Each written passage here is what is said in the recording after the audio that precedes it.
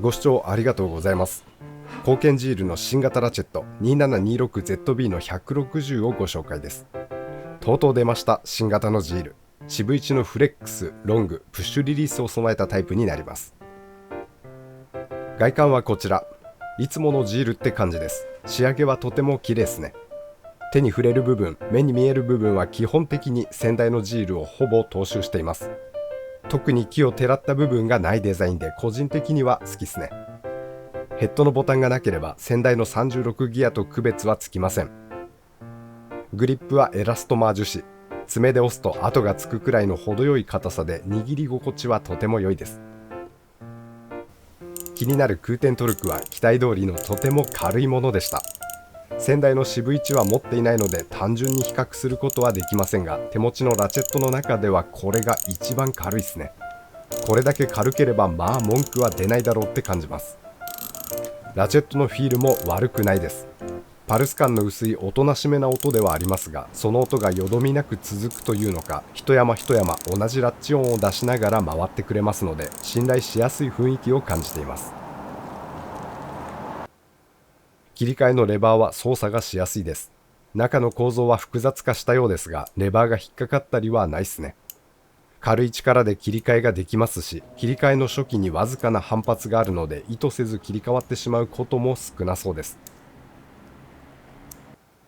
今回から選択可能となったプッシュリリースがこちら。ボタンの部分、出っ張っているのは 1.5 ミリほど。ボタンは角が落ちているというよりはドーム型に近いっすね。指の腹に点で当たってくる感じがありまして、手持ちのプッシュリリースのラチェット、ボタンを押し比べてみて、押しやすいかにくいかで言ったら押しにくい方に分類されるっすかね。押し心地もするって感じではなく、斜めに押し込むと明らかに壁にすりながらズリズリと押し込まれている感じ。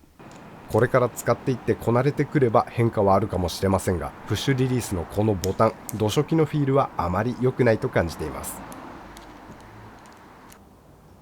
ソケットとの相性問題は今のところ起きていません。ラチェット側の問題でソケットが抜けちゃうってことは経験はないですね。強いて言えば同じブランドジールのソケットとの相性があまり良くないかもって感じ。ボタンが引っ込んだままになってしまうものがあります。しかし申し上げたように外れてしまうようなことはございません。まだほとんど使っていませんが使用感はいいですね。空転の軽さは本当に使いやすいです。確認で50ニュートンほどトルクをかけてみましたが、しなりすぎたり当然ギアが飛んだりといったことはありませんでした。フレックス、首の硬さもちょうどよく、接合はかしめなので調整が効かないことと角度のロックができないというのは惜しい部分ですが、普遍的で使いやすいラチェットに思っています。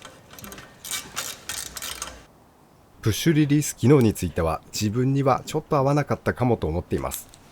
奥まった箇所でソケットを残さないというのはメリットですが、お伝えしたようにボタンが押しにくいです。他のラチェットに比べてボタンの形なのかスプリングの強さなのか、押し込むのに少し力がいるように感じています。さらにフレックスですから力かけると首がクタッとなりましてやりにくさがプラス。さらにヘッドが小さいですから頭側、先端を押さえるのも難しいのでまたやりにくさがプラス。